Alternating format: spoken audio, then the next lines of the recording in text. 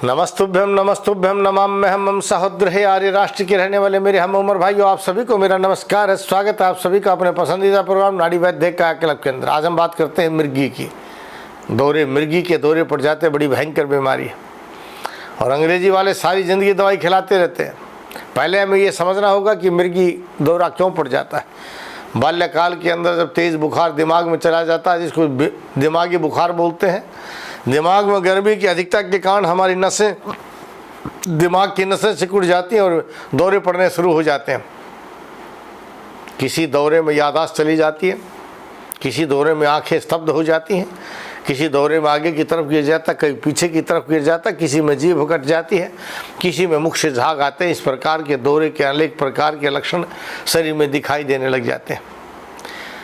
लेकिन आयुर्वेद कहता है कि शरीर में गर्मी की अत्यधिकता जब दिमाग के अंदर चली जाती है तो दिमाग के नर्व सिस्टम पर जाकर के उस गर्मी की अधिकता के कारण शरीर पर कंट्रोल नहीं रह पाता, और जब कंट्रोल नहीं रह पाता तो आदमी दौरे का रूप धारण कर लेता है। दौरे को ठीक करने के लिए आयुर्वेद में ब्रह्मी रसायन, ब्रह्मी घृत, नाकों में डालने के लिए नस्वार और यज्ञ का बड़ा विधान है। अगर यज्ञ में आप सर्पगंधावटी, यज्ञ में आप नागकेसर, नागरमोथा, और यज्ञ में अगर आप शंख पुष्पी, ब्रह्मदंडी, इनका यज्ञ करके रोज़ाना रोटी खाते हैं तो दौरे का रूप दूर हो जाता है। अगर आप 7 भेल के पत्र और उसमें 7 काली मिर्च मिला करके प्रयोग करते हैं तो उससे भी दौरा शांत हो जाता है। नाक में सोते समय सरसों का तेल डालने से भी दौरे का रोग दूर हो जाता है। गाय का घी अगर उत्तम मिलता है आपको, गाय के घी के अंदर भी आप इसको डाल करके प्रयोग कर सकते हैं। और अगर आप चाहते हैं लड़का या लड़की कोई भी मिर्गी दौरे से प्रभावित है या परिवार में सभी को दौरे पड़ते हैं, ऐसा कोई परिवार हो तो अपने घर में रोज़ाना साहिवाल नस्ल की गौओं का गोबर और उससे बनी हुई लकड़ी का प्रयोग करके उस लकड़ी पर घी डाल दीजिए और उसका हवन रोज़ाना कीजिए, और उसमें जो मैंने उक्त द्रव्य बताए हैं वो डाल करके रोज़ाना हवन कीजिए। देखिए दौरे पड़ने बंद हो जाएंगे। नहीं तो हमने इसके लिए बहुत ही एक उत्तम औषध का निर्माण किया है। अगर हमारी दवाई से आपका दौरा ठीक होगा तो 15 दिन में सदा के लिए ठीक हो जाता है।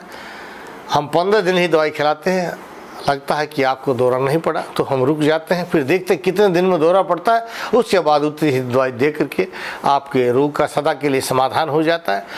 क्योंकि दौरा एक ऐसा रोग है जो सोचने के कारण भी पैदा हो जाता है, गर्मी की अधिकता के कारण भी पैदा हो जाता है, दिमाग की नसों के कारण भी बन जाता है, नर्व सिस्टम की कमज़ोरी के कारण भी ये चीज़ बन जाती है, और सबसे बड़ी कारण इसके अंदर शरीर के पाचन संस्थान की कमज़ोरी के कारण भी ये रोग पैदा होता है।